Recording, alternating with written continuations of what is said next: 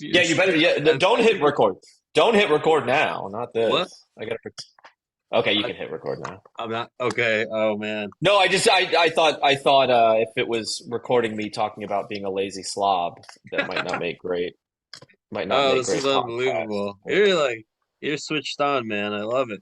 It's great, great, Excellent. great, great. I'm talking with Scott Hoffman, also known as Babydaddy. He is of the band the Scissor Sisters, and he recently sort of took, I guess, I guess it's not like you're not a musician anymore, Scott, obviously. We call it a Um, pivot. We can call it a pivot. call it a pivot into Yeah. comic books. I com I grew up reading comics, and actually through this show and sort of other podcast titles I was trying to do, I've gotten to interview a few different comic book writers and artists now. So Scott, I don't know, um, Paul Jenkins, who created the Sentry for Marvel comic books. Oh, I amazing. interviewed him, and I interviewed Eric Powell, who created the Goon. Uh, I heard that one. Wait, no, which one did? No, I didn't hear that one. Which one did I hear? What was the first one? I didn't hear you with oh, Eric Powell. I love the oh no, Goon. no, no! I sent over my interview with Shannon Wheeler of That Too was Much awesome. Coffee Man. You listened to it, That was huh? awesome. Yeah, yeah, that was Yeah, great. actually, that I really appreciate that, Scott. That's actually pretty much why we're here. Is This is the Lemon Drop Sessions, a podcast about food and music, and um, and talking to Shannon Wheeler, creator of Too Much Coffee Man, in that format, like with this podcast. It really allowed the conversation to go to such interesting places, and for ideas to form and all sorts of stuff. And I What just it's thought, all you know what? about. Yeah, I was like, I should try to dig deeper with this. And then you were recommended, Scott, and I don't know if the person who actually put us together, I don't know if they want their name to be mentioned or not, but shout out to Those humble PR people, if that's who it yeah, was. shout out to those humble PR people. Truly, I mean, they made this possible in so many ways, and it's great. I'm really excited. So these two comic books are called Wag and Nostalgia, uh, Yeah. both through Comixology Originals. That's right. That's right. Limited series, 5 issues each. Okay, We've gotten through the 5 issues of Nostalgia that was first, with a digital trade that's out on the platform now, and then WAG just okay. released the fifth and final issue, and there'll be a collected of that, which is usually as a reader what I kind of like look at. I'm not a big The like, bound, even yeah. though it's, yeah, I mean, I call them floppies, but I guess it doesn't really make sense in the digital world. But I'm not as much like the floppy type. I like the whole story. I like getting the whole thing. Oh So yeah. that's kind of like where I'm at. I mean, you're really a great sort of reference in terms of just talking about digital and the move to digital, and I've lived one of those transitions, I guess. Yeah, yeah. yeah, definitely. I mean, it's so crazy doing this now, like, we're really trying to participate really in the history of music, basically, in the New England area, which is where I'm from, and also the wider United States, and the globe, and just really, like food and music and the culture as we know it, and But with a lot of this. comics for you. I mean, is there always a comics edge to? Yeah, I mean, I think Oh, sorry, you now froze it's up for a like pretty second. much official, like we should include comic books in this mix, like because it was just gonna be food and music, but yeah, man, I mean, it was food and music, but here you are, you're a musician with two comic books going. And I love food, so that's good Yeah. too. Oh, I'm well, not a foodie though, really. let me get one of my because I did have a food question that I thought would be very sort of Uh-oh. it's not uh-oh, it's gonna be fine. Well, Don't worry. I don't know. Yeah, I don't know if I can. As I was saying, I'm not really a foodie. I just like food. Oh, Does that you'll make sense? Oh, we'll be okay. I'm gonna walk us through this It's real not an quick. advan it's not advanced. Okay, cool. Music wise, I want to ask you specifically about the Scissor Sisters' second album. I don't have forever in a day to prepare for these interviews, even though I would like to. I would love to go through your whole discography. That, but like you got to pick your battles, and also we only have so much time.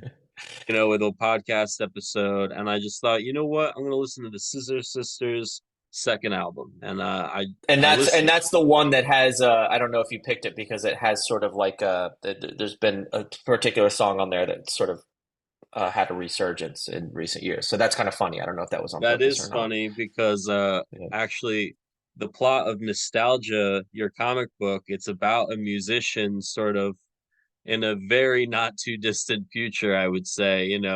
Yeah. It's really like the stuff in our lives that feels like science fiction is just a little tipped just ever so slightly farther, maybe like 10 years farther. Yeah.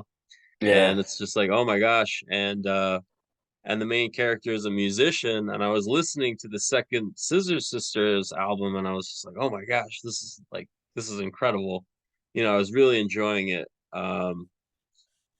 Yeah, and Appreciate that. And it's funny. It's nothing close to what I picture the lead in that comic, the kind of music he was making. But I love the idea of listening to that music, which of course is a part of me and thinking about that comic together. It's kind of funny. definitely, Something I hadn't thought about. I am confident that your experiences as a musician touring around the world definitely informed the writing of something like Nostalgia. I really enjoyed Oh yeah, one of the like I would say like Alan Moore, right, isn't a guy known for having tricks necessarily. But one thing I would say that he sort of would lean to is this idea of like newspaper publications in his own worlds. sure, Like you would sure, see like he would literally include in the artwork like articles um of news events relating to superheroes or the supernatural or whatever was going on. There was like the idea that the event was being critiqued in that world. And so you right. Sort of basically opening up that sort of meta world of like of the criticism as it's happening, which is a part of what I loved about it. Absolutely, there's definitely a Watchmen reference that I'm not even hiding very right, well it's there. so it starts and I so the twist is that it's like a music critic type. It's a music publication called Musicosity or something, Musosity. And yeah, there's this write up of the main character who is a musician, Craig. The last name is escaping me of the main character. Mancini and the yeah Mancini, but he goes by Right. Craig Mantis, Mantis. Love it. and then Nostalgia. He's under layers of pseudonyms. Yeah, Right. His artist name is Nostalgia, or the yeah, one. yeah. Right, right. Terrific. Um uh, oh my gosh. Yeah. So I it starts with a music critic sort of talking about Craig Mantis. And I was just immediately sort of, I was on like the first or second track of the Scissor Sisters album, and the story just like sort of it just drops you into the world that way. And then in comes Craig Mantis being himself and sort of musing on the world and the state of music, and his manager calls, and like their cool music company called Dead Sky Music is now just like a production company, like all encompassing. It's doing sports and entertainment and whatever. And like honestly, like here I am. I've got my little music podcast, and it is hard to like keep it sort of contained and sort of have it be like any type of like a good brand or something like that. You know what I mean?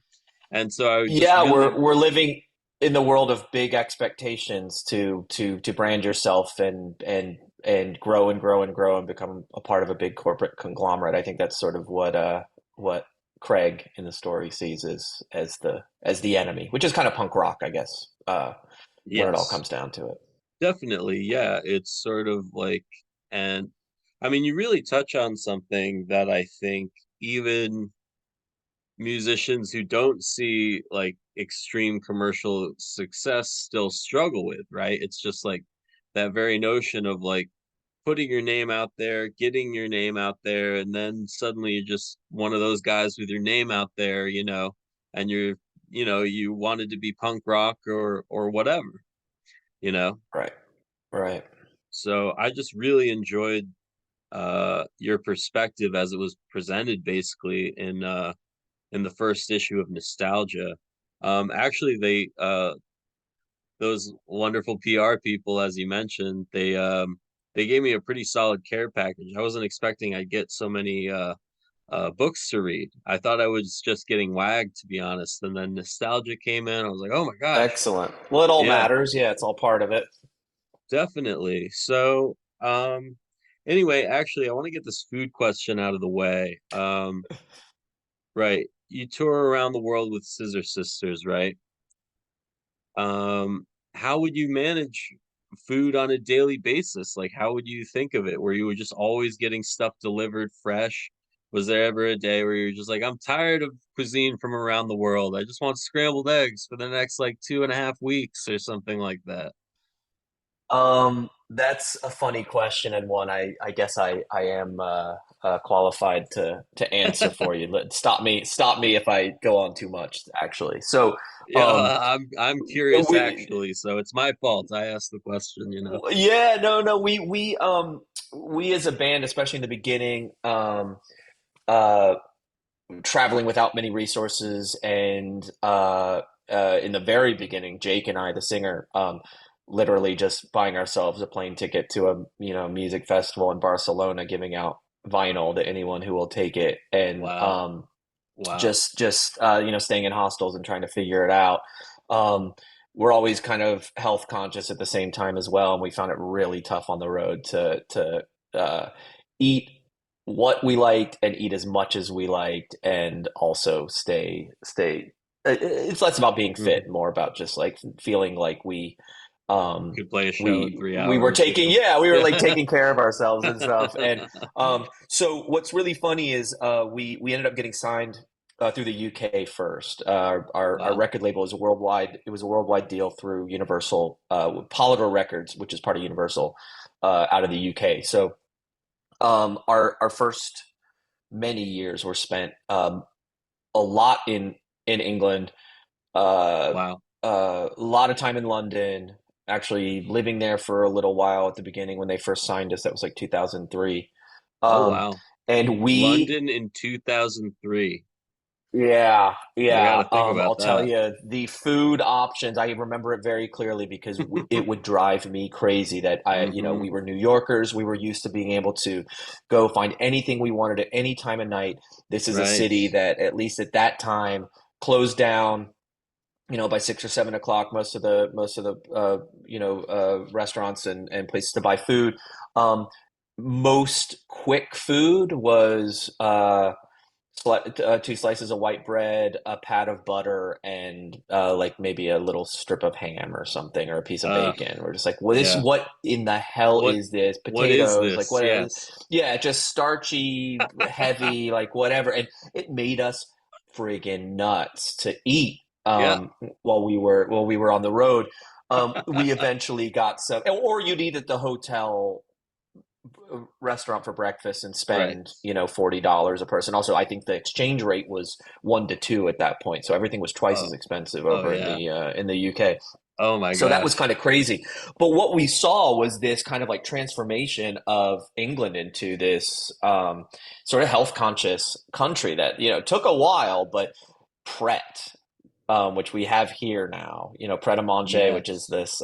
this fast food chain that suddenly we could go buy like salads and stuff like that too. Oh my We gosh. would we were really salads. They would sell hard boiled eggs that we could eat instead of like big greasy piles of eggs and stuff like that. They would sell like kind of like put together healthy Yes. things, yogurts and granola and stuff like that. I So actually that really understand. changed Yeah, it. that's much like your band. It's like Pret a Manger got big England before it got big here, right? It was that. Yeah, and oh, I was gonna say, Am I and then right? then it got started getting shut down in New York. I don't know if it's surviving in outside of the UK as easily, but that's sort of true of my band as well. Is that we were always the biggest in the UK, but Wow. yeah, maybe it's doing all right. I guess there's a few in New York that I still see, but it's not the same, not as good as the Oh UK my one. gosh. Um, That's super interesting because Pret a Manger, right? I mean, to be honest, the last I was definitely I've I've been to the city a lot, and actually I've been to the UK a couple times. okay, Um, yeah. we've got some family out there. And I've been to London after, like you said, the exercise craze started. I saw the exercise craze. I mean, it's like Oh yeah, and 20. finding a gym there was like impossible. Now there's gyms Oh, everywhere. Yeah, oh wow. Yeah. Wow, crazy. interesting. Oh, that's great. That's great. It hit. It From a hit. It hit in the UK. just fit. Yeah. I mean, the last time I was in London, I was maybe like 16 or something like that. And so that was yeah, that was like 2007 or thereabouts, Oh, like okay, well, 2006, we 2007. were definitely there around the same time, at least for some of it.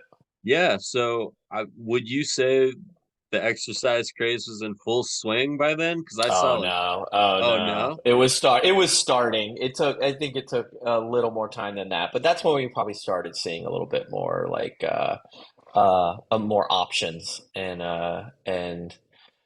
I don't know. I think it was a bit of an Americanization of the UK as well. I mean, obviously the stuff goes back and forth, but a bit of that, like, people being more demanding about when they can get what they can get instead of just kind yes, of a little right, corner bakery. It's like that closes at 3 o'clock every day. It's like people are too demanding now. They expect what they want when they want it, and I think that's sort of one of the gross sides of American culture coming over there. But again, it benefits me. I yeah, mean, that works for yeah, me.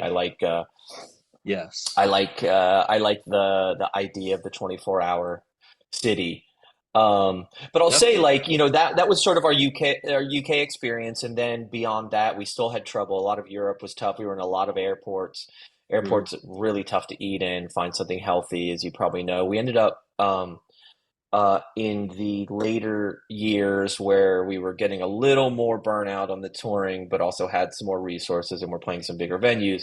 We right, brought on a guy that was basically our sort of personal trainer, but really acted as like a someone that would just make sure we were eating right, yeah, oh um, yeah, and uh, find us stuff that wasn't readily available. I don't know if you have experienced any friends or personal experiences of playing in like bigger venues like arenas or been around that, and like if you're playing sort an of. arena as a band, My if you're experience with if you're playing an arenas. arena, yeah, you've been hanging backstage in lots of arenas.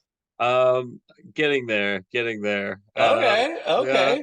it's cool. It's cool. I got to this actually I can't tell this story all the way, but there was this very nice human being affiliated with a stadium in New York City, and he was really, I mean, he actually honestly really gave me the VIP treatment, and I totally went nuts and Awesome. I got kicked out. Ah, that's pretty funny. That's But pretty funny. honestly, That'll like now happen. We, I like walked out. I was like, yeah, I mean, you said that happens, right? You literally just went, yeah, that happens. Did I mishear you or Yeah, well, I would say, yeah. I mean, it didn't happen to me, but I would say that like a lot of people thought that we as a band were every night going to be ready to party, and again, like maybe this is kind of the way you were. It's like your one experience in a yes, stadium, so you're just like, oh, this is my big night. But like for us, it's a definitely. work That's what night. I was doing. We Yeah. Yeah, you were that guy. You were that guy. But we really were pretpretty tame for the most part in these I was like, this situations. could never Pretty, happen to me again. So I just like yeah, went for it. yeah. It's like, and little There did are a I lot of know people it that, probably would have yeah, happened.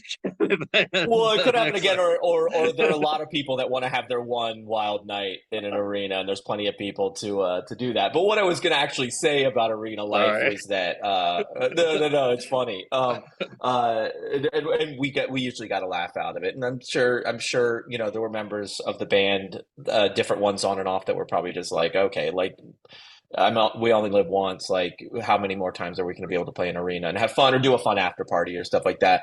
But what I was going to say about the Which that I can't help experience but is that, add is yeah, it's a reasonable, it's relatable. It's a relatable feeling, but it's not necessarily always the best feeling. Please continue. of course, yeah, and I'd say the part that isn't as relatable an experience is complaining about what it's like to play an arena. So Mm, and I don't really want to sound like I'm complaining, but it is a really unique experience to show up at a venue that's as large as certain arenas are, even big theaters, where hmm their own kind of separated structure, where there's not Right, necessarily a lot of options for food, and getting away, going to a gym, being able to walk right, somewhere. right. So you can really feel shut into this system, where of course it's incredible to be able to do that. You're sleeping in a bus, you're pulling up in an arena, you walk in, it's concrete, there's no windows, you're kind of just never seeing the outside, and you don't have a lot of access without getting a hmm car to take you Right. somewhere into the city or somewhere else. I mean, it can be remote. So there was a lot of time that we really felt like we needed someone to help us Yeah, take care of ourselves, to just, definitely. and by take care of ourselves, I really just mean like watch what we're eating, make sure we take vitamins, like make sure we're moving around enough. It's really easy to sit on a couch and be like, I've got 4 hours till sound check, and there's nothing to do, and I don't know what to Yeah. do, and it's easy to just sink into that lifestyle. So um, Yes. that was really good for us. I mean, again, a long-winded answer that I've probably completely No, moved no, away no. from the question, but I'm very, very pleased. We were just talking about just the concept of eating while on tour. Yeah, that was some great stuff. yeah, and, I and love. and and I think in general, a lot of people don't. Sorry to interrupt, but a lot of people don't have that insight into what that feels like. That was some of my impetus to writing what I was writing. Is just that I do feel that if this isn't necessarily a story about me in all ways, it's definitely inspired as much by, and it is, but it's about other things. But it's also inspired by my access that this experience gave me of Oh being yeah, around a lot of musicians, seeing what it's like, from the day to day, that maybe most people don't realize. I think a lot of yeah, people still think it's a party, yes. I mean, and it can and be. yeah, there's like obviously there's elements of party that you want to keep. I mean, even in your second album, there's like a sense of revelry, there's celebration. Sure. I mean, but yeah, I mean, of course, like no one can. I mean, this podcast, even the notion of food and music. Um, I started the podcast with my friend Jeff. I mentioned him from time to time. He was helping me co-host these two different programs, and we would actually talk about that notion that it's like we want to talk about food and music, but we're not like trying to tell people to like go out every single night. um it's really like one of the things we wound up saying for it was the art of choosing. You just have to pick your battles. You can't go out every night, you can't stay in every night. And actually, like some Exactly. people, when I'm at like out and I'm just like kind of looking around trying to see what's going on downtown, which literally your character in Nostalgia talks about, like the guy Nostalgia talks about actually just kind of like cruising around to just really sort of see what's going on. I mean, I related to that completely. I definitely And get do out get that. out of his head, I think, Yeah, is a big part of it as well, right? Yeah. I definitely do that as part of this podcast, as part of writing for science fiction or whatever. I mean, Hmm. it's such an important part of it. And honestly, if you don't do it, sometimes that's really no good. Like if you just don't participate at all in certain things that are going on. Like in my area, like I'm in Litchfield, Connecticut, and like a bunch of new Cool. restaurants are opening, and it's for me to talk about or not, and it seems like I should, like it seems like I should mention some of the stuff I'm Uh, seeing. I have those anxieties all the time that, oh, Mm, I live in a place like LA right now. I mean, I spend time in New York as well, but oh, there's a million things to go see. There's a million restaurants. When you live somewhere, you kind of take those things for granted, right? And you find yourself right, going on, a trip somewhere, and right. suddenly you're a better consumer of all these things, and you have Yeah, you have the exactly. kind of it's the Yeah, spirit of adventure when you're in other cities, and then your city could offer tons of things that are just hard to get out of your house to go check out. I think it's also worth saying that I think you're mentioning something that's a big one of the big conundrums of art and making art is that art comes from experience. That's why you originally start to, I think, make things in your life and to express your experience in life. But then when you yeah. become a professional artist of Mm, any kind, uh, your experience becomes more of just the process of making more of it, and you right.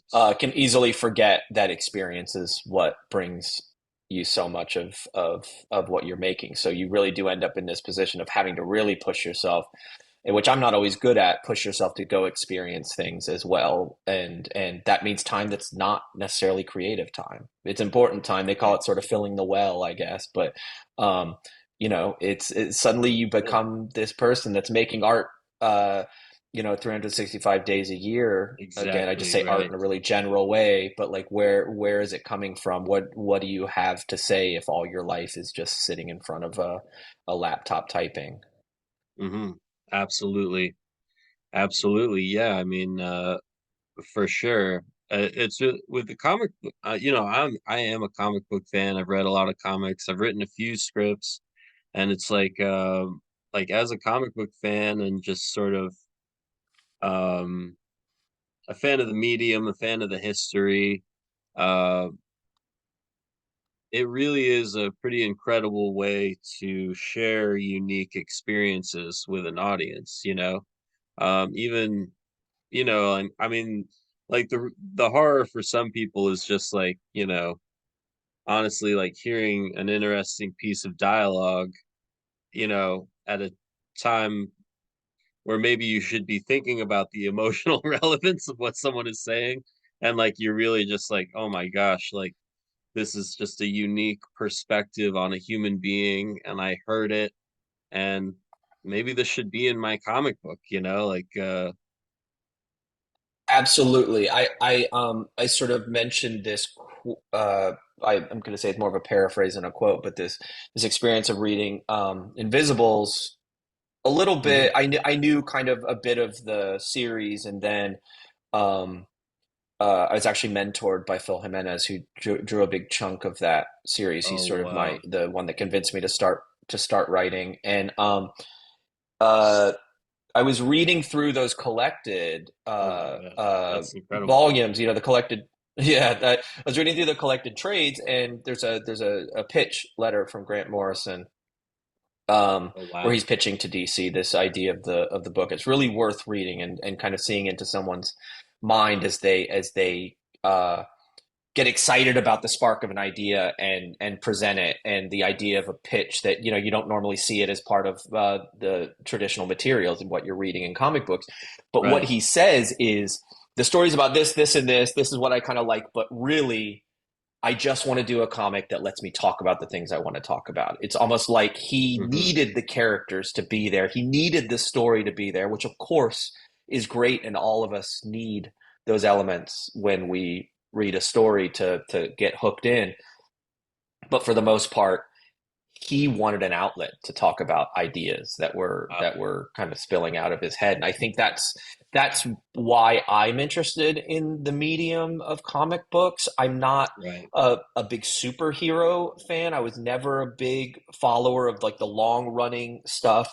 I got really turned on by comics when I realized that collected trades of shorter, like limited series of graphic novels that thing was a way for me to, as a big prose reader and as someone that loved novels and has read novels my whole That's life, and I'm a big reader, it was a way for me to consume a story in a different way, in a sort of self-contained story. I've since kind of tried okay. to read some of the more long form stuff Yeah, and read some of the old X-Men stuff that I didn't know, and some of the classics, and that's been great too. But my love is still really with like these self-contained stories, and absolutely. about not traditional superheroes in the sense. And I have to say I love some of the superhero stuff, but um, Right. I love it not for that. I love it because of what comics can do, the way they can express ideas, the way that I Definitely. love visuals. I love Definitely. visual art as much as I love writing. And this is the perfect mix to me of expressing yourself through, um, Right. an image on a page that has Oh words yeah, on it and can do lots of absolutely. things. Absolutely. I mean, that's an incredible sentiment, really. It's of course worth mentioning that it's not just superheroes and comic books. I mean, I'm sure you as a writer, I mean, you're an adult, you understand it's not just for kids. It's an adult medium. You can tell a story about anything. You can tell a story about jazz, uh, anything, Yeah. Absolutely. Anything. And I think we sometimes forget that there's a whole world of non-mainstream stuff that's out there. I have to remind myself because I am always searching for it, but sometimes the things that get thrown in your face are, just through the channels we find things from social media to looking around on more mainstream websites to find Right. new ideas. Those are pushed by PR people that we of course know and love, but those people are more commonly hired by bigger companies that are able to afford them. So there is this sort of Right. system, the ecosystem, right, of major publishers getting their stuff out into the world and remembering, oh, like there's so much more. There's so much more underneath. I thought that's why Comixology Originals was super interesting in that obviously it's under the umbrella of Amazon, but it's also like Right. um, creator owned original material that is kind of like all over the place in a cool way, just like all kinds of creators Yeah, being able to absolutely. have the resources to tell their stories.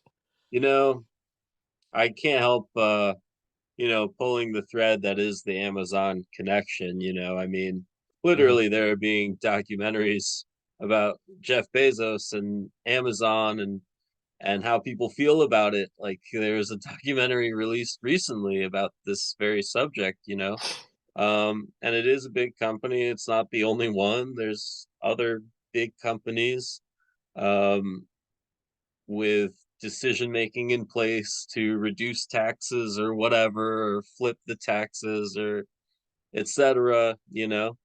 And of course, as an artist, as a citizen of the United States, you're aware of these things, and you can only do so much about it yourself.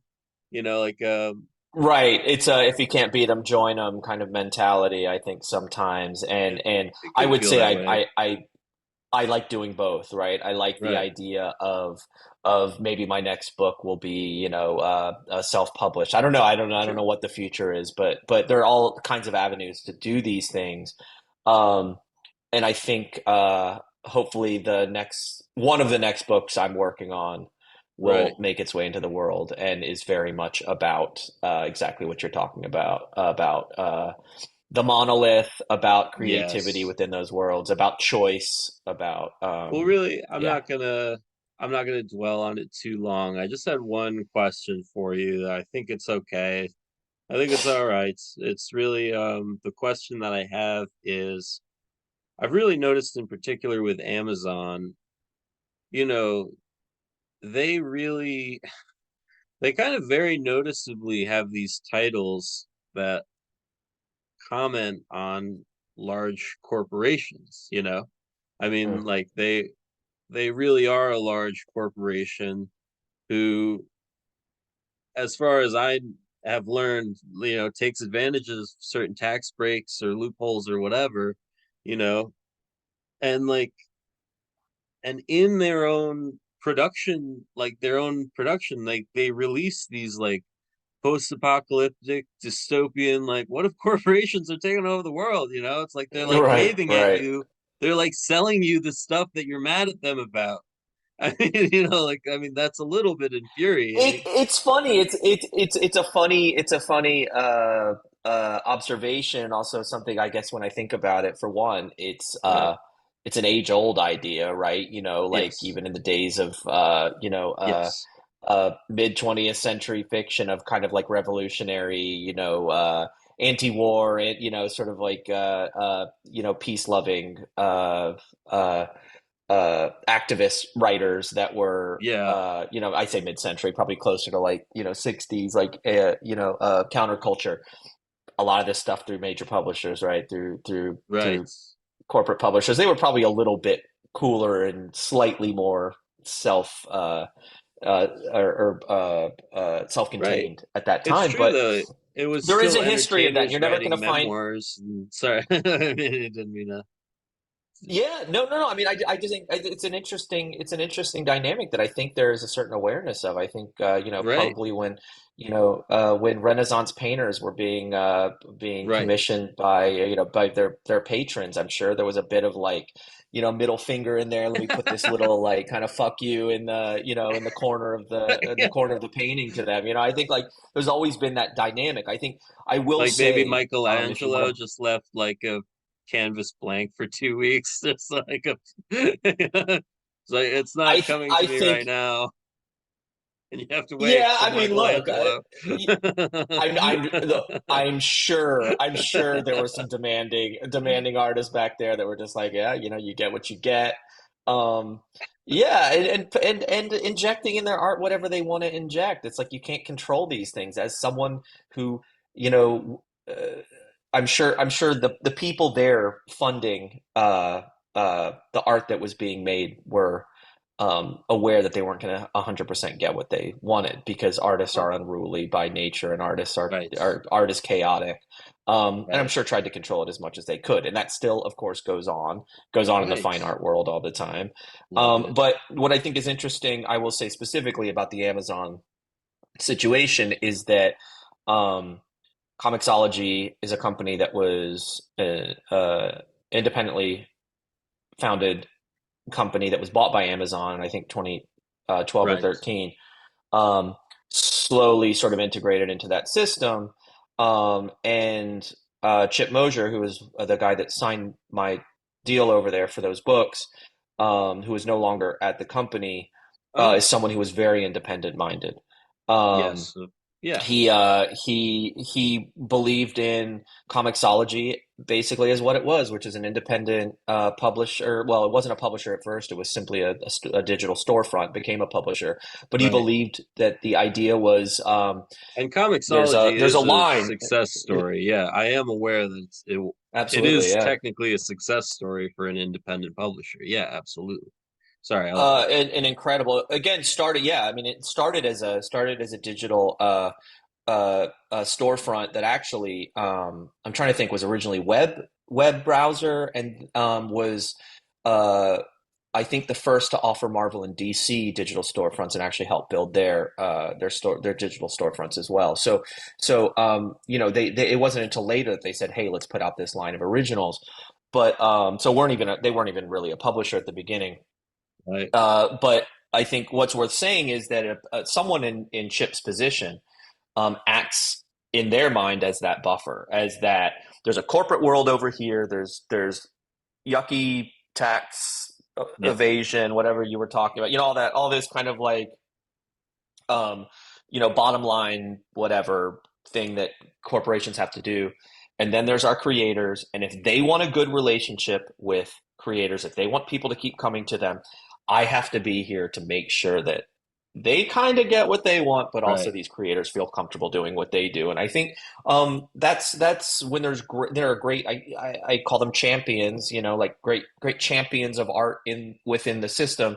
That's what Oh yeah, has to happen, and that's what does. But there's always a that's really battle, cool I think, between money and art, right? for sure. And like, We all say we deserve money for our art. We all deserve to be paid for what we do. yes, But what right. is the value of art? no one can Right. really tell you what the value of art really is. Why does one person get paid 10,000 times more than another?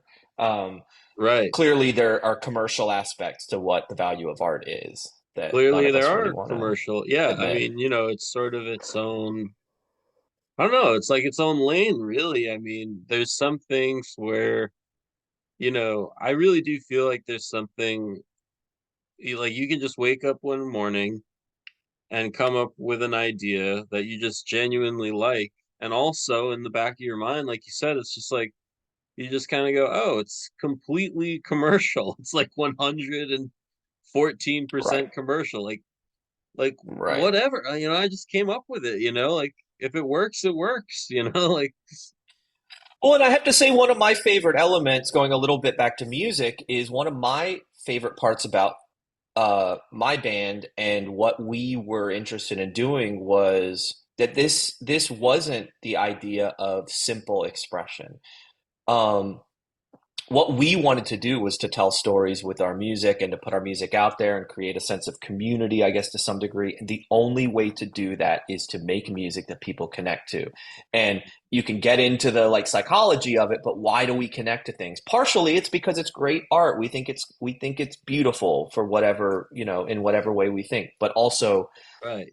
the mind doesn't work that way completely. The human mind also connects to hooks, to Yeah. pop sensibility, to pop structure, to things like that. So Yeah. learning pop It's all is like things is that not, are it's obviously beautiful, right? Like I guess would you describe that way? it's not the things that aren't naturally beautiful. You said, or things that are.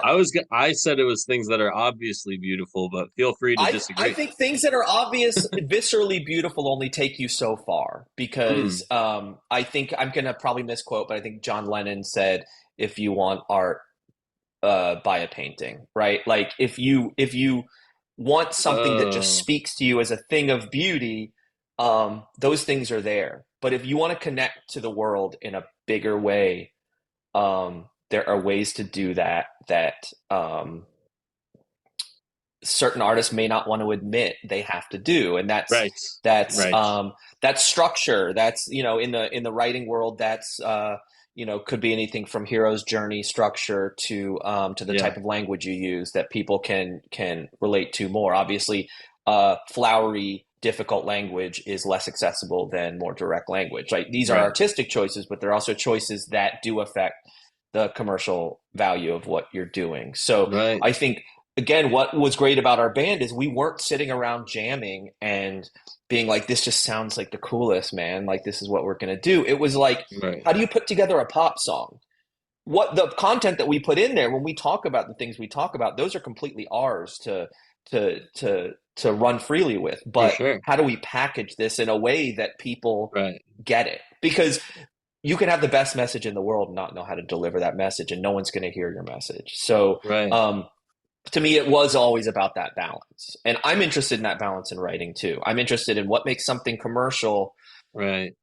but Right. also does all the things that you want art to do. And I think Alan Moore is a great example of someone who I think has a lot to say about the world, Right. but sells as many books as he does because he Right. understands that form so well and And he understands wants the to things talk that to an get people audience. Yeah. excited. Yeah, definitely. I I mean, think I think he does. I think his attitude has probably changed a little bit now with right. older age, and he's just kind of like, if they want to read me, they can read me. Fuck it, that's Yeah. that's kind of the He feeling I get from definitely at seeing him some interviewed now. point wanted to talk to an audience. Yeah.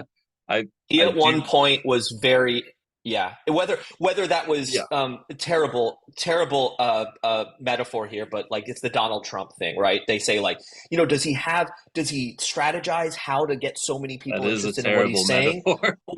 or it is a terrible metaphor, right? Alan Moore and Trump, yeah, I would never make that metaphor. But what I'm saying is like the question of whether someone viscerally knows how to connect to people or whether it's planned in their head and they're like, I'm going to say it like this so that people follow. I don't have the answer for. I don't know whether Alan Moore was like, I want to get a huge audience, or whether he naturally just felt that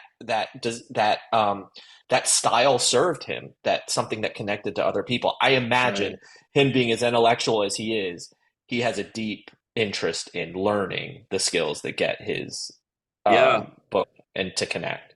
I actually watched an interview with the creator of Dilbert on Vlad TV, and he was just like, yeah, he was very forthcoming, and he just said like, I study persuasion, I study hypnosis, I Yeah, study Trump. that guy's a It, lunatic, by the way. I mean, he's yeah. I I mean, didn't he like, goes in the Trump category, but yeah, I think you're right. I think yeah, there's a I way know of.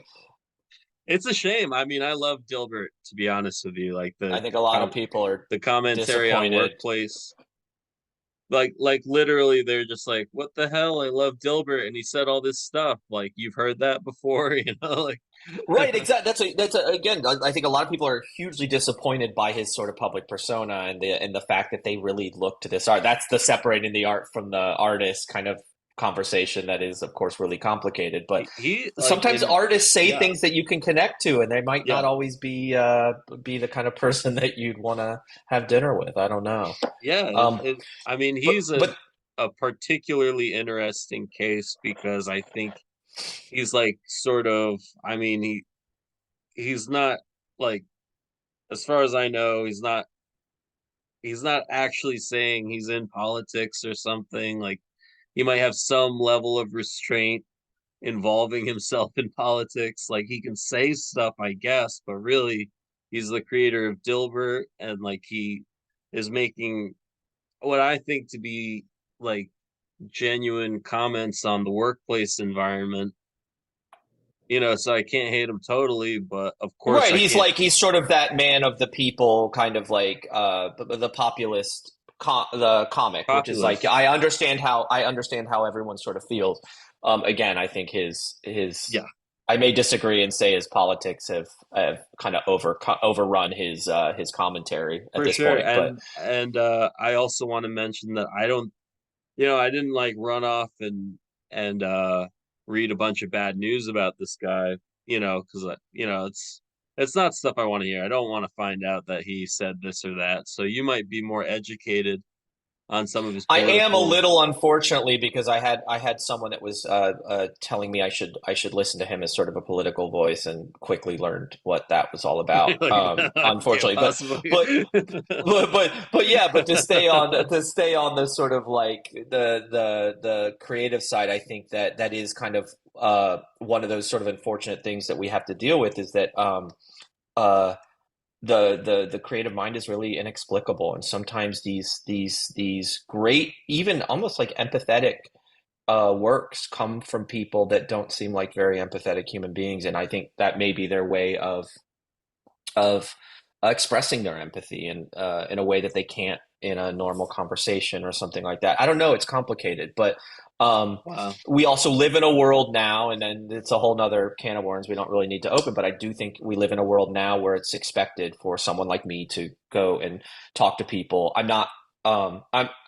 I like talking to people. I like Right. Right. promoting what I'm doing because I like what I'm doing. I enjoy speaking about it, but I'm probably on the in the like center of that. Like I'm not a super out outward facing person. I'm not sort of an exhibitionist or someone who or Yeah. loves the spotlight on me. I was the bass player and producer and like whatever I was in my band, but there is a different expectation in the modern world to be a person that sells your work, that like you it's less common to say like, oh, you'll love this art, don't worry about what this person says in their real life. You have to kind of combine them now. You have to sell your work, you have to be a representative for your work, You have and I to think that represent does your work. complicate things. If when you were reading Dilbert first, you didn't know who this guy was, and probably for the best, right? You just loved Yeah. the work. You And had no some access to weekly blogs by and this some person. comic book creators really made the most of that. They were like, I'm not what's important here. Here's my comic book. See you later.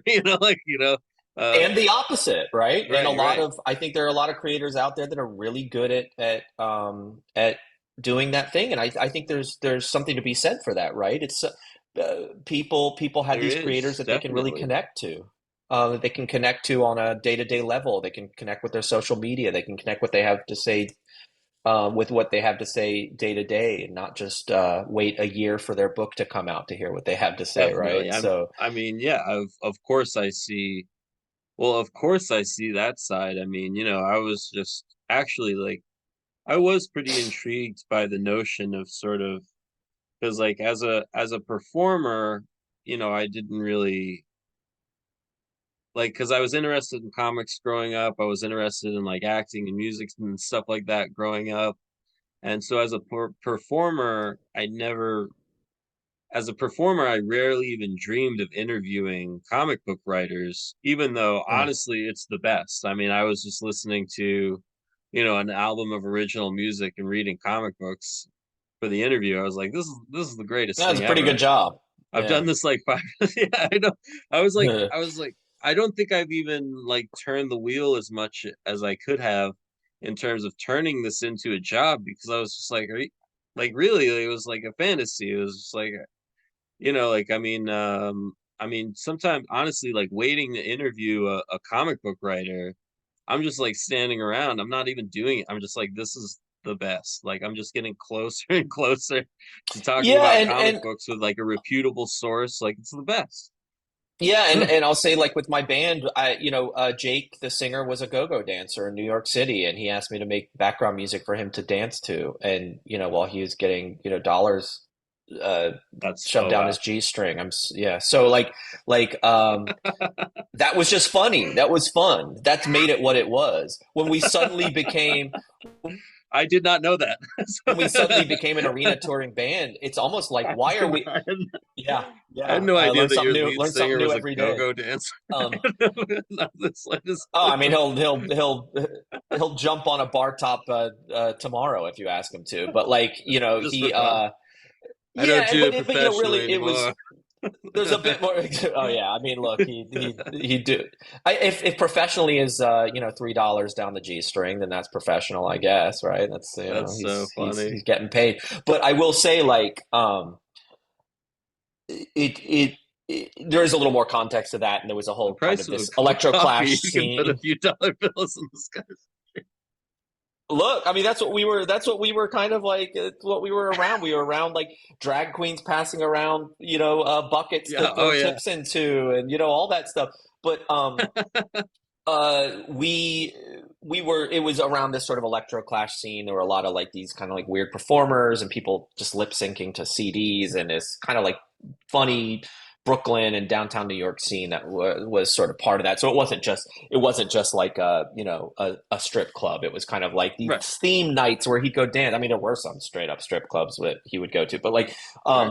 there was kind of a creative scene around all of that, which is I want to get at. But the point being, how do you turn something that you only do because it's fun into something that's a job and hold on to that fun element of what it is? And it's Yes. tricky. It's a tightrope walk. I don't. There's no answer to that, It's except that great to know being there as is no answer because that's the whole. I mean, that's really what I am literally dealing with. I'm just like, I should really be enjoying this. These are fun topics. These are cool and interesting people. I should yeah. be enjoying this, um, but how long can I enjoy myself How long? and Exactly. Exactly. expect good things to I happen? often say, yeah. I often say like if I can get paid enough to keep doing what I'm doing, then Hmm. that's the goal, right? That's what would make me happy if I make enough money to survive and be and do more of the things I love to do. That's the goal.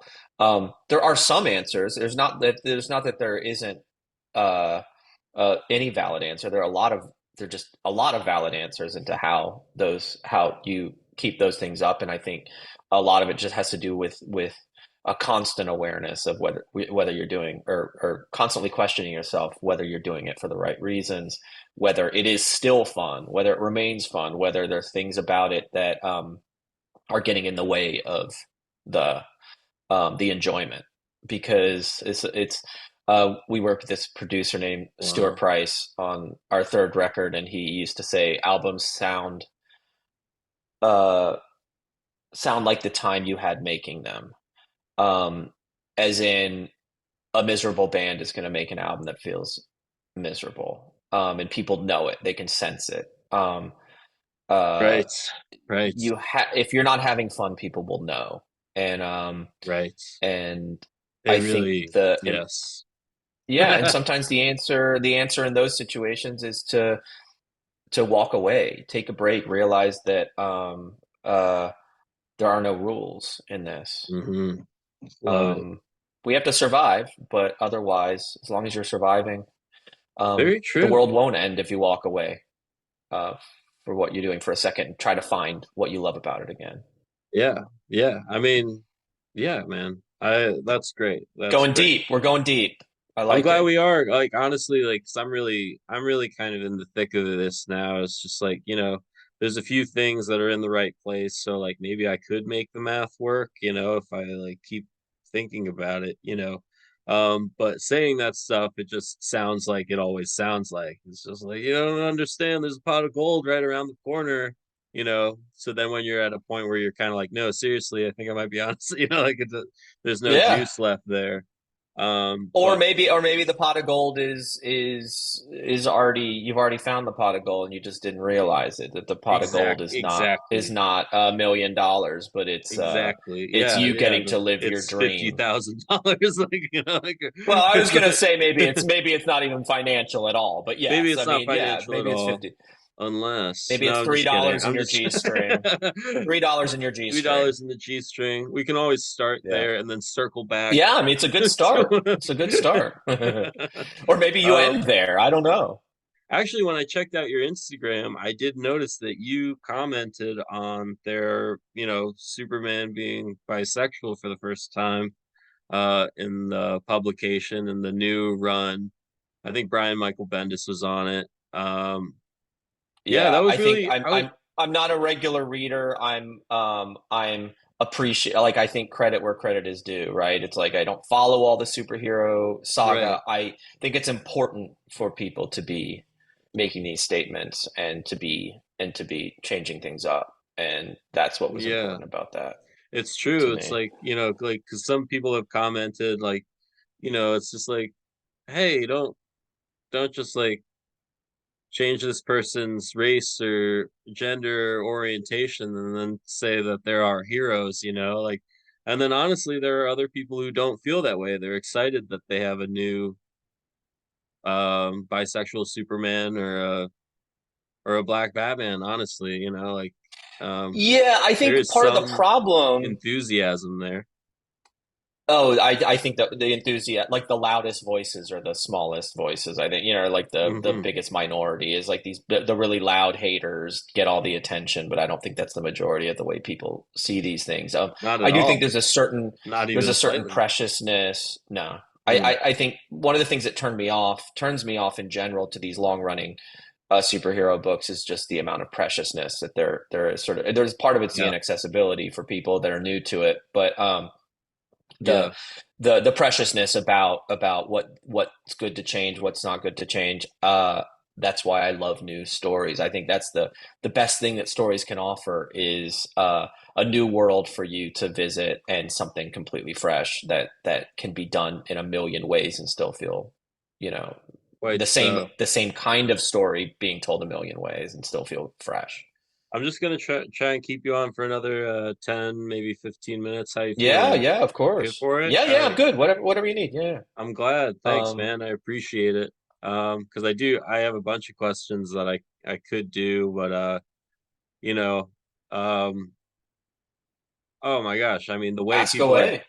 the way people are digesting material, I mean, is a constant fascination for me, especially with a podcast. It's like, like some people do 3 hour podcasts, and I, like even guests who really enjoyed being on my podcast would not have enjoyed it if it was 3 hours long. Yeah, and I mean, I listen to like 45 minute to like an hour and 15 or whatever. That's kind of what I get through as a consumer if I'm listening to a podcast. And Yeah, otherwise, I'm like, I don't know, I need to be on a road trip to like do yeah. the three There's certain, hour yeah. podcast. It's like I, I, it's with podcasting. It's just really interesting. It always seems to be about like a certain guest. It honestly seems to be about like just surprising matchups between the interviewer and the person who's being interviewed, or you know, Absolutely, and absolutely. It's a and like conversation. yeah, yeah, and so like you'll wind up having favorite episodes, um, you know, of your favorite podcasts from performers that aren't even your favorite. It's like crazy, I Of mean, course, of and it course. just like changes the way you think of a person. I mean, it's really something. So just doubling back to this thing about the food, you're going on tour, you're getting meals planned. First of all, this is like kind of like a sub question. Um, how much time would you say with these arena shows, right? How much time is that when you're just sort of like locked into one of these arenas? Is it like 18 hours? Is it 6 hours? Is it 3, 4 hours, 5 hours, 7 hours? It usually depends on like a promo schedule. So they Mm-hmm. may have you booked up with interviews all day, although those usually would, this sometimes they'll take you off site, but usually those can happen Oh, there anyway. So you kind of, they'll invite press in to do their interviews and maybe a side room, or maybe you're on calls, probably a lot more now doing Zooms and calls. But, you might pull up in the morning at 10 a.m. In the bus, wake up in a garage somewhere. Again, we weren't a huge arena touring band. We played arenas through the UK and a couple sometimes, right? other Right. maybe Okay. areas, but like even theaters and stuff like that. But like the it can be those can be similar. But you wake up, you have sound check at 3 or 4. The show's on at 9:30, so the rest of your day is kind of hurry up and wait a little bit, and Right.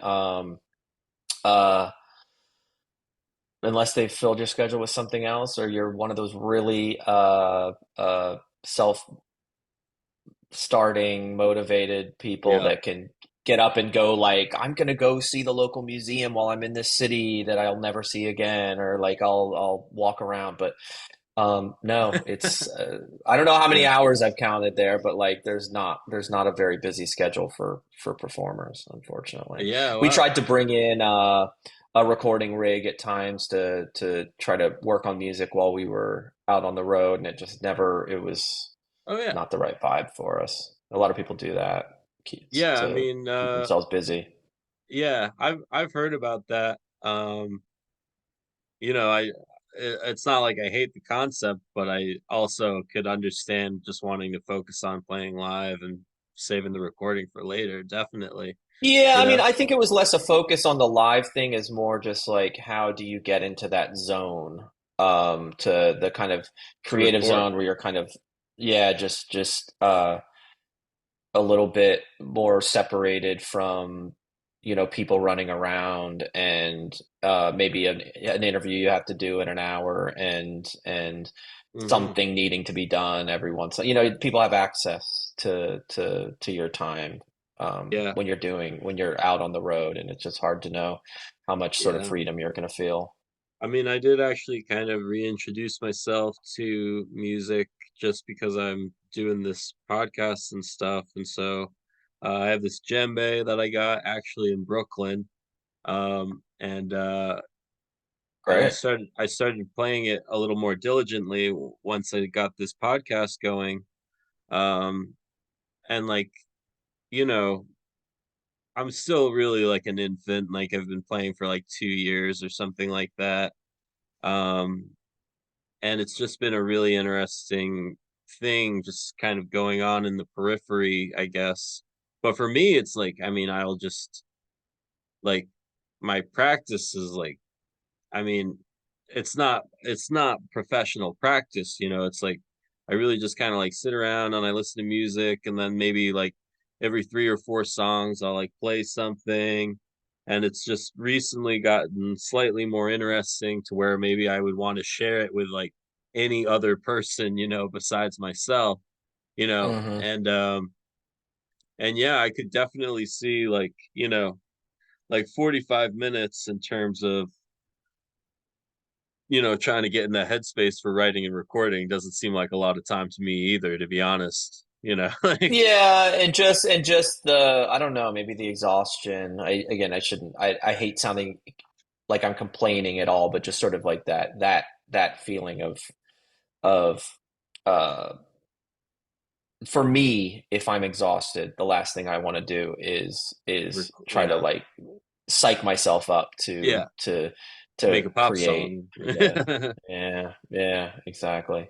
Right on. So yeah, it's kind of weird that way, but no, touring is something that our two singers, we had a Anna was the sort of female singer and MC in the band. Like they love being on stage. That's what they live for. They're not like studio creatures. I like disappearing into the back and working on something for Oh for 10 wow. hours Wow. and just letting, because it's always new. The thing about the studio is everything's the Right. studio, or writing in in Yeah. writing on your laptop, writing comic books or prose. Like it's constantly new, it's constantly exciting, if Yes. in the best of times. And uh Right. going on tour is about repetition, right? You go, and there are little nuances in how things are different from show to show, but really Mhm. you're putting on the same show with the same, Yeah, I generally mean, the same songs every night. yeah, you have to have some idea of what that 90 minutes is going to be like. There's got to Oh be a yeah, guarantee there. and when things grow to a certain level, and you have a lighting person, and you have Right. maybe visuals behind you and stuff like that, then the set list gets a little more locked in, and you kind of have like Definitely. your way of Definitely. doing things. Because you don't want a So lighting person so mad at you because you're just doing whatever you want. It's like exactly, yeah, and you don't want to look bad, right? You don't want bad lights on you either. So you don't want to be that's you want to be in the spotlight at the right moment. So yeah. Um actually I right. Sorry, I didn't mean to cut you off No, there. go. I wanted to ask you real quick. I'm trying to get a couple good ones in here for the end. Sure. Uh, and I like them. I like these questions, man. I hope you like them as All well. right. Uh, Oh so, yeah. yeah, I really sat down. I listened to this second album from the Scissor Sisters. Uh, you know, this might be, you might know for a fact that this is the most popular song on the album. I really did enjoy I Can't Decide, which is the third track on the second album called Tada. Um, what can you say about that? What's your perspective on I Can't Decide? Because I just Well, that's the funny so one. I enjoyable. don't I'm glad you like it. It was never a single. It was always just an album track that we thought was kind of fun. Hmm. I think I'm like attempting to play banjo on it, and it's There's banjo in there. just yeah. I ended up getting a flying V banjo made for the shows, that I'll have to find on the internet and show you sometime. But That would be um, great. that was pretty fun. But I Can't Decide was we wanted to make an album that was a little more theatrical. It was like a little more kind of like harkening back to some of the cabaret influences, Muppet Show influences, classic sort of Right. vaudeville, even kind of like feeling that we thought as performers was a kind of funny precursor to what we were doing, because we weren't just a traditional rock band. We started as a weird production duo making electro music, and then Right. started Right. playing in like downtown cabarets in New York and stuff like that. And Anna, the female singer in our band, she's really came from a sort of performance art hostess of cabarets kind of background. So we kind of liked that idea that we were making this sort of kind of funny, flashy presentation that felt a little old fashioned at times, also mixed in with Sure. the new sound, the Right. new sound. So I Can't Decide was just a funny little one that did not get much attention. We used to have fun playing it live. Never a single, as I said, but only kind of came back in the last maybe 5 years, because I haven't seen a ton of them, but I guess from what I understand, it became the background music for a lot of video game memes. It was because the lyric is "I can't decide if you should live or die," so it would have all Which these is like sort of first person shooters, and people like like putting video game footage behind the song, which I think is hilarious. It also had a moment on Doctor Who that's in the so UK funny. where yeah, someone kills someone with the song playing. I mean, it's But such an I honest lyric. It's such an honest lyric. I mean, I literally picked it out anyway. I was like, I'm definitely gonna ask him about that exact, Yeah, you yeah, know. it's funny. It makes me think a lot about the life of songs and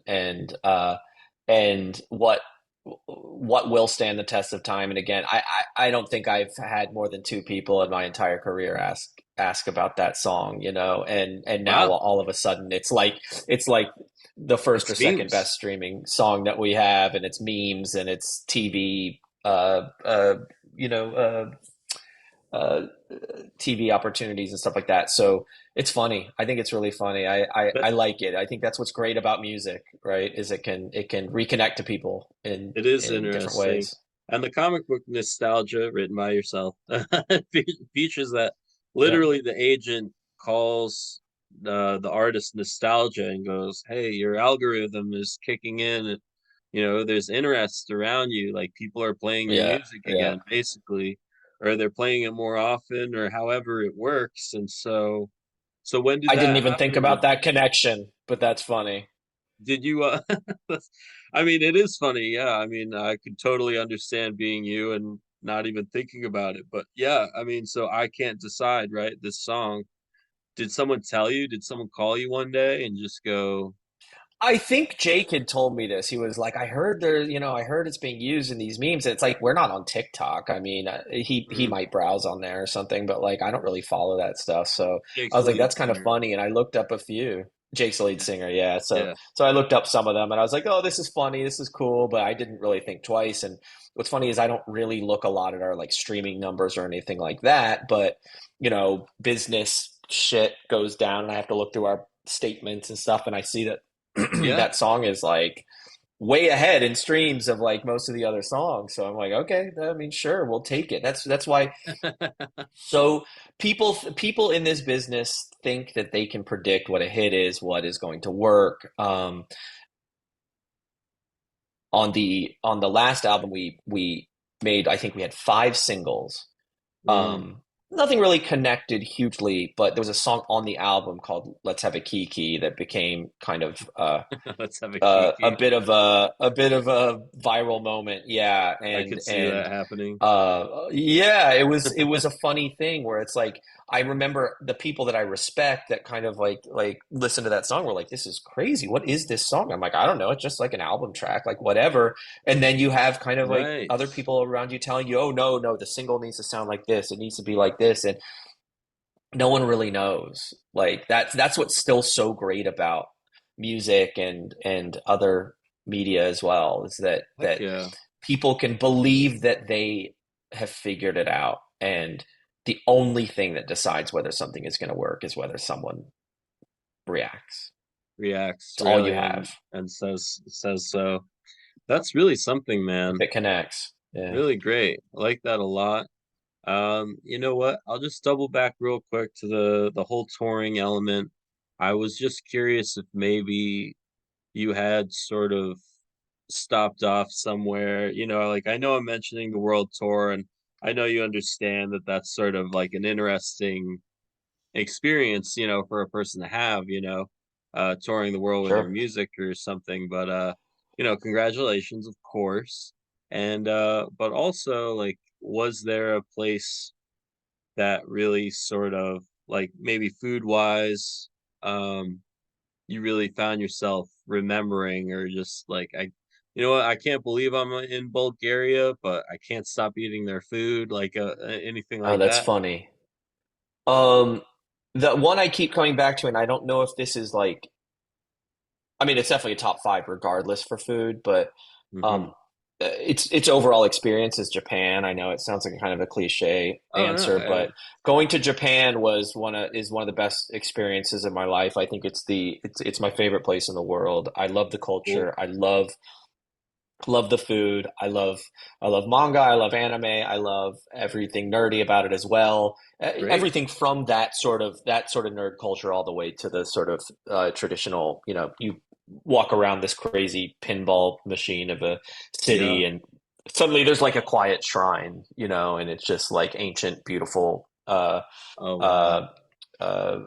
settings. So Uh, Japan, and I'm actually going back in a couple weeks just to Terrific. visit, and I haven't been there in like a decade. So like that to me is one of my favorite places, and the food Terrific. there is just beyond. If you have someone to maybe guide you through a little bit, because it's Oh yeah. sometimes hard to know culturally exactly what you're getting and what the proper etiquette is about ordering it and eating it and all those things. But Yeah. I just think Japan is incredible. Oh, that's terrific.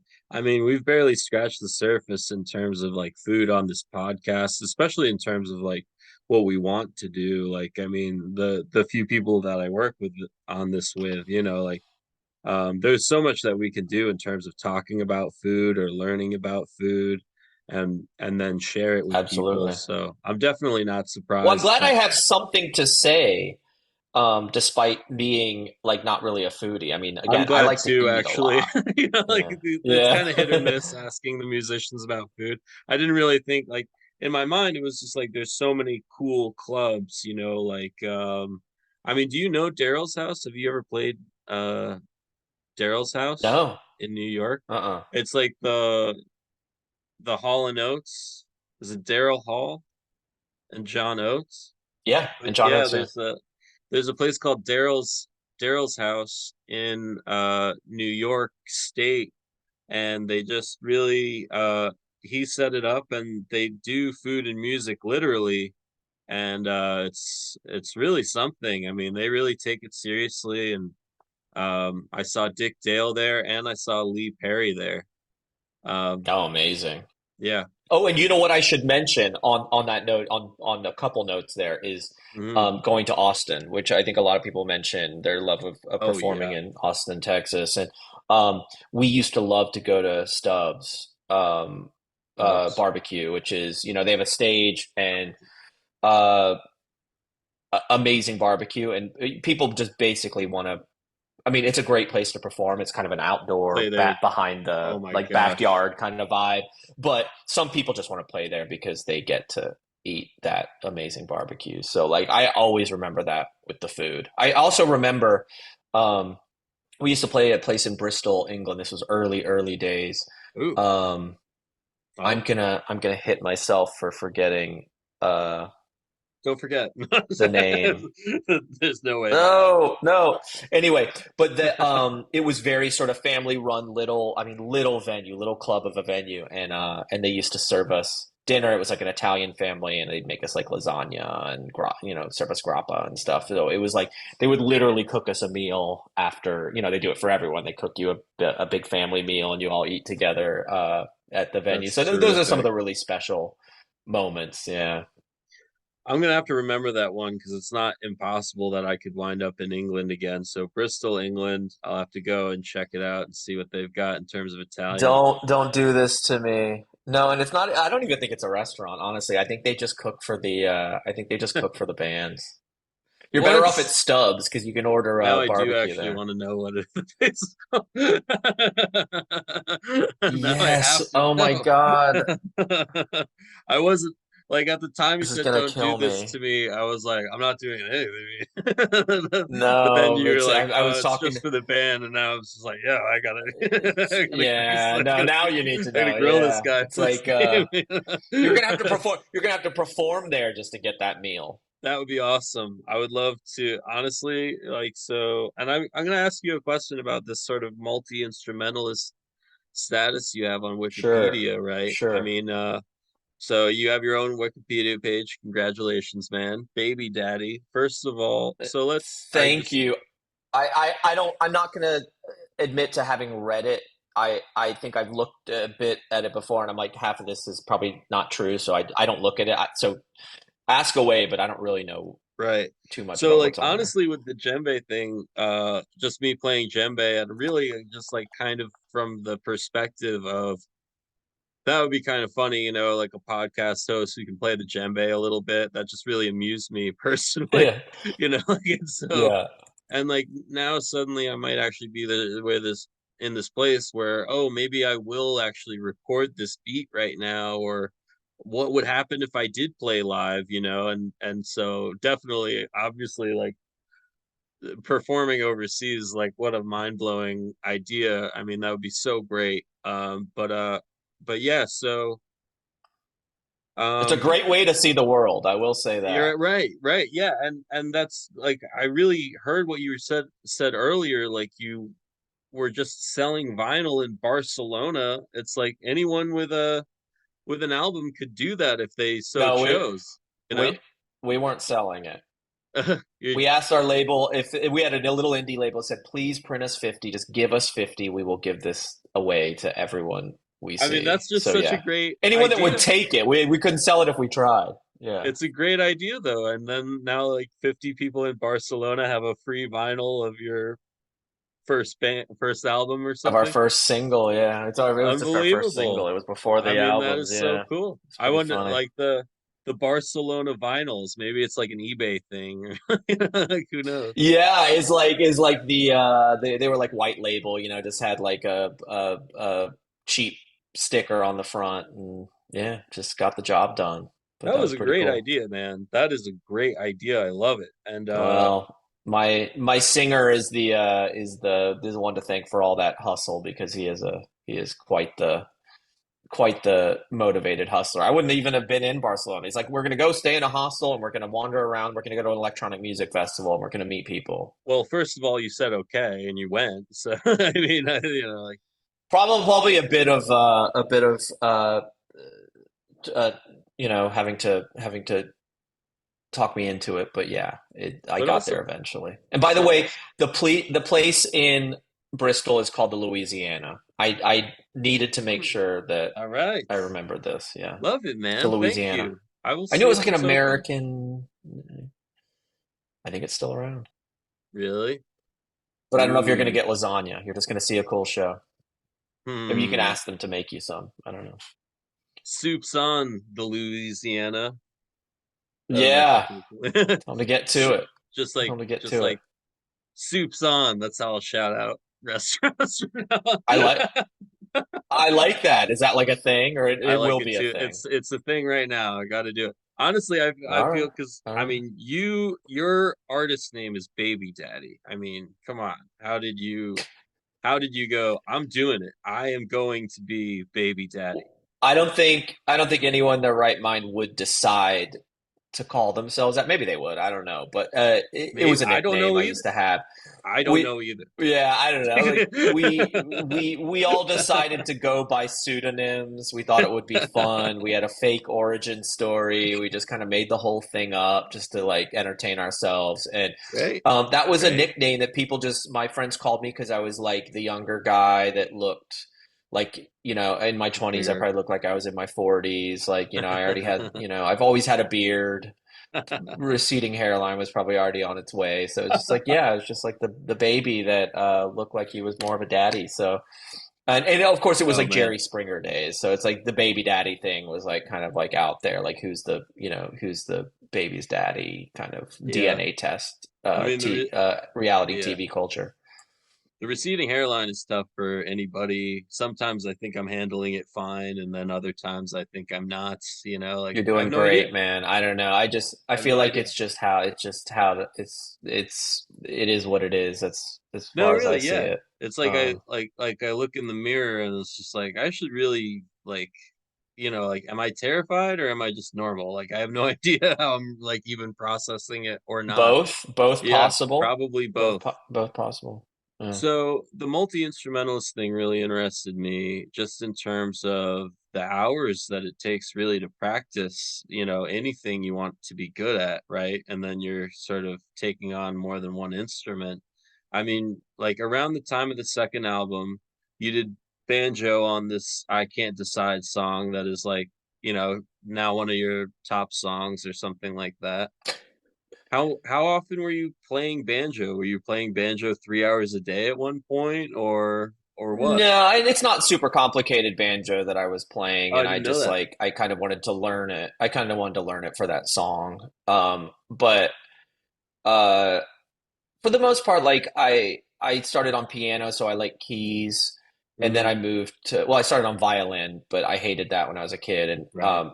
then learned to play piano, and I was like okay at that, but I really wanted to play guitar, and guitar is probably like my strongest instrument. I don't think I'm super strong at any instrument, but like I like Uh, playing I like playing different instruments and I like playing guitar. So I think banjo felt a little similar to guitar in some ways. hmm, And then no one kind of really wanted to play bass in the band, and I kind of agreed to do it. So I kind of became the bass player in the band, but I kind of play it like a guitar too. And then that's so um, interesting. it's all kind of the All right, same. So it's all just kind of like, I gotta yeah, throw it in there to that because literally on this album, yeah. the second album, Ta-Da, you have a song called Paul McCartney.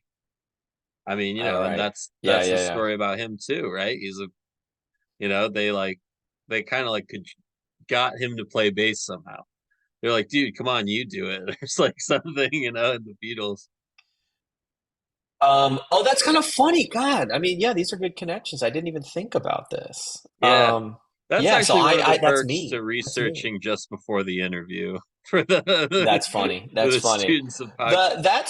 Sometimes it That really song is a works really to just bizarre one. Just, yeah. I just to mean, hit the books. Yeah, like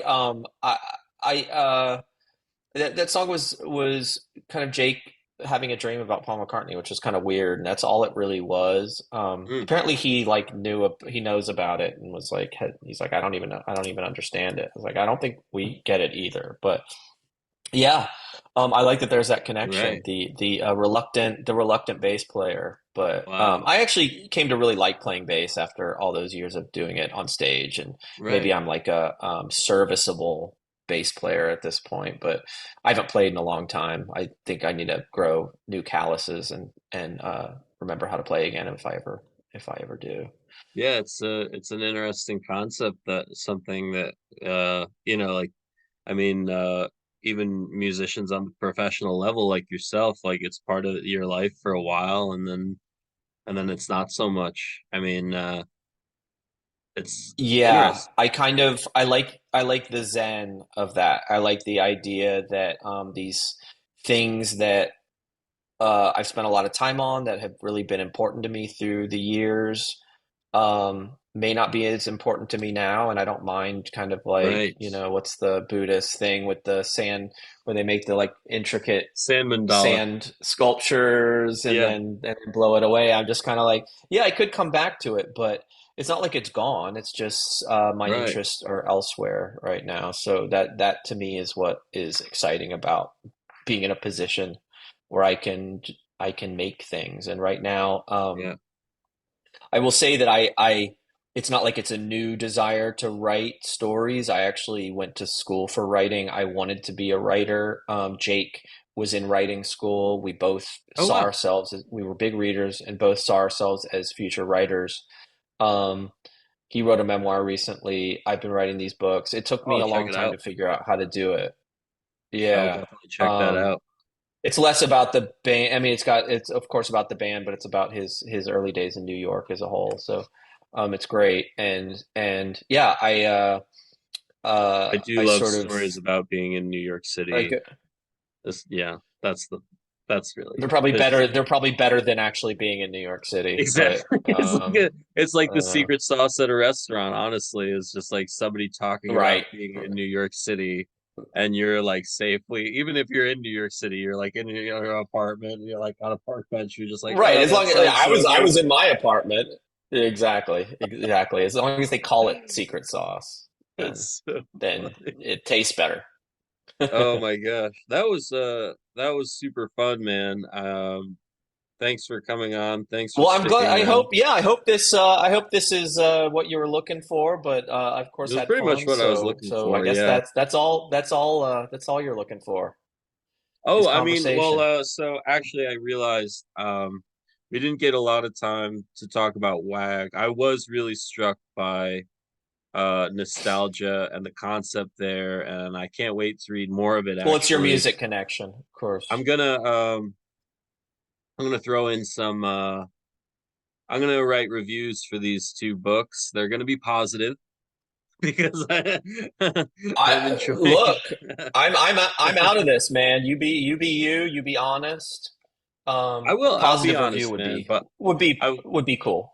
I will tell you so far I'm really pleasantly surprised. I mean, there is no it's like you say, there's no guarantee that, something is going to be good. And, but I think, I think this is what I'm looking for. I mean, I hope our listeners who are listening, I just that idea of really being a musician and enjoying that and making the most of that, and now finding this new lane with the comic books. I'm sure there are some musicians who are wondering, like, what would I do if I got to release 4 or 5 albums? Seriously, then what? And there's a million things you can Yeah, do. I mean, well, it's funny. That's a lot of what nostalgia is about as well, to be kind of meta about it. It's a book about what happens after and how you look at your past and who are you when you're not doing the thing you're known for doing and all those things. Yeah, I'm glad you enjoyed it, and yeah, and this is my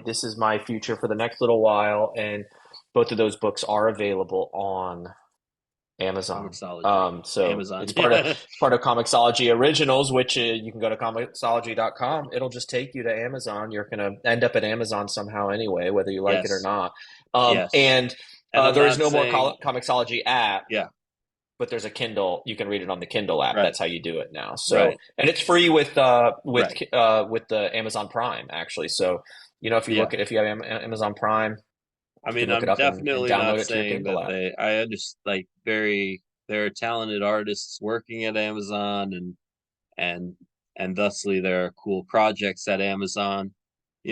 Actually, as a reader, I was genuinely impressed by the novel Patriot Games, which is part of the Jack Ryan series. And then, Mm, they had this insane budget for the Jack Ryan TV show. And I was just like, oh my God. Like, like I was really, it was mind blowing, like, because, the pandemic was happening. I was like stuck in the living yeah. room basically to watch those Jack Ryan things. I mean, the guy's just like jumping in a helicopter, like, and, like, flying away. It's just bananas, that show, Yeah. you know? Yeah, then they're able to get away with it from a company that hasn't really been making TV until recently. Yeah. Uh Yeah. it's cool. I think they're kind of a funny little, as much as they are a huge company, they're still kind of an underdog in the creative game, and I kind of like that. I think they're making great TV. I think Yeah. I'm not going the to call original them an comics are underdog, really but cool. they are interesting. It's hard to call them an underdog, They make but interesting programs. And actually, I interviewed a yeah. guy who acted I interviewed this guy I was really sort of curious about. He's this actor based out of New York City, and he, like, does theater like you wouldn't believe. I mean, he just does these really Mm. cool theater projects, constantly, like 6 times a year. And then he shows up on TV and movies sort of like sporadically, And so he talked about really, like, an Amazon show that gave him, like, his opportunity, and it gave Giovanni Ribisi, that actor, a chance to be in the lead role, and stuff like that. Sneaky Pete, I think it was. And Oh yeah, I've heard about that. Yeah, yeah. yeah, I interviewed this actor who appeared on it, and he was like, "Yeah, it was like one of my sort of biggest and most notable film roles to date, or whatever." And it was really interesting talking to him about that, and he talked about his experiences with Fox News and stuff like that. So, I want to be fair, but I do think people should talk about it for sure. Um, it is interesting, very interesting, and yes, there's definitely some projects, you know, yes, that I would go to Amazon for. I mean, Yeah, Shannon yeah. Wheeler, that comic book writer I talked to, his omnibus, like all of his works, this big, like, I chunky know. I volume. want to get that after the interview. I mean, it looks amazing. It is amazing. I've seen it up close. It's amazing. Yeah, for sure. And that was on it, available on Amazon, and I was like, oh, like, I don't even Yeah. know. I mean, look, we're again this new book I'm putting together. I think you'll like it. It's all about Yeah. the monolith. And in some ways at this point I should be supportive, because, like, a comic like Invincible, I mean, that being made into a TV show, like, Yeah. there's reasons to be happy about that and just happy about that, you know. I just wanted to Of I like course. mentioning it from time to time. I think we should be able to do that. Hey man, thanks for staying on. Man, Absolutely, this has been absolutely. really fun, man. I really I'm thanks so for glad. Well, hopefully I can come back when I got more stuff going on. So you be I in would touch like that. with the PR Like and honestly, man, like ask for me back. when do you think that would be? What's a reasonable time to be like, "Hey, what's up?" Like, "What's going on, Wow. Scott?" Well, in a few months I'll have a lot more answers, hopefully. But man, the Oh yeah. industry's all over the place. So I You're got to looking figure at out a homes TV for series, I can tell. I read WAG and I was just like, man, God. that's I everything love. they're doing. Like, I wish that was true. let It's me funny talk about with the WAG real quick. comicsology books. With the comicsology books, Amazon does have a sort of first look at those deals, so it'll be interesting to see if they do pick up any of the ones that you've been looking at so far. Not even from me. I mean, I haven't talked to them about that, but I wonder if they have some of the other comicsology books in the works. I did kind of notice that WAG is really sort of I freely admit that I'm sure your comics would be incredible TV series. You know, I mean, I interviewed the I comic book appreciate that. artist Andrea Mucci, the comic book artist Hmm. Andrea Mucci, and Yeah, he's working on a bunch of titles. He's huge. I mean, he's done everything. He's worked on Star Wars for crying out loud. yeah. And I read this series by him called like Bunny Mask, I believe, or like Oh, I don't know that. Okay. yeah, I'm pretty sure it's called Bunny Mask, and it. I think he was actually like he was working on like three comics at the same time. Like I guess a lot of Yeah, these guys do. You it's know, pretty common. I read the first issue of Bunny Mask, and I was really like, oh my gosh, this could really be. You know, I don't say this often. Like I read comics, and some comics I honestly want to stay comics. You know, for my own selfish reasons as a reader and comic book guy or whatever. But like seriously, I read Bunny Mask, and I was just like, oh wow, there's really something there. I mean, Oh, and cool. this, yeah, nostalgia. I think obviously like a musician wandering in like sort of a Blade Runner esque type world. I mean, that's really some that would be. I would really enjoy that one in particular. I think, and WAG was sort of. It's technically familiar territory. WAG. It's like a dystopian society, um, but you make it really seemingly simple at first. Like in the first issue, it's just revealed like one day, like this whole cyberspace thing, this whole network connecting people across the globe as we are talking now, all of that just goes away one day, and that's all there is to it. And like life goes on, and now like people are like, like like society has crumbled in some ways just because people aren't able to communicate as they have been, you know. That's right. And you said this incredible thing about magic. I was just like, oh wow. This character whose nickname is Guido, and he just goes, magic is powers. No, magic is words and numbers mixed with powers. And then I was just like, oh yeah, yeah. So I'm Yeah, actually no, right. How does technology and that stuff look when it's gone to people that have never that don't experience it in the way that we do? Yeah, I think there were a lot of questions I had about that. Definitely taking a trope, like you said, right. a common setting that we've seen before, and how to look at it. I think Yeah. in a different way. Yeah. With WAG, it was like the main character, and like he really said something unique and interesting. I'm really going over the time the usual timestamps here, but It's cool. you just with WAG, I really because I didn't know I'd get so much of this material up close. So I thought I'd get like two issues. I got a few more issues than that, and I was just like, oh my god. Excellent. I started reading them, and Well, you're not expected to have it all memorized by now, but I it's know. fine. I'm just genuinely saying because I was just like, I it wasn't about having it memorized. It's just like I just yeah, like I didn't even know I was getting nostalgia at all. And I thought I would just get like issues 3 and 4 of WAG or something and have to like take it from Cool. there. like they let me start from the beginning, and I'm really pleased. So thanks again to the PR people. I don't know if you want to be mentioned, otherwise I would. Let me know. But yeah, so WAG, I really got drawn into the world with the way that magic was introduced, the way Owl City was introduced in WAG. Um, yeah, the first issue ends with the main characters getting to Owl City, and it has that element of fantasy that I just really enjoy. So, I mean, yeah, Cool. I would, I think I'm having fun, or was having fun since I finished the series, but having fun with